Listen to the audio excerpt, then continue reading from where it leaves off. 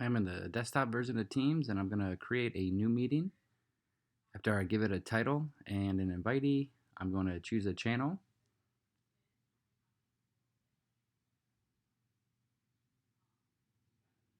And once I click the send button, a meeting link is going to be created. Here, that join link, I'm just going to copy that join link.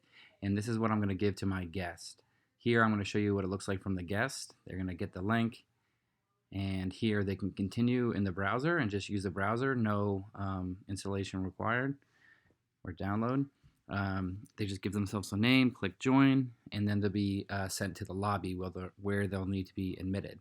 So here, if I flip over to the host side, I'm going to join the meeting, and then you'll see the science guy sitting in the lobby. So I'm going to click to view the lobby and see who's in there. And you'll see he's waiting there as a guest. I'm going to click the check button to admit him to the meeting.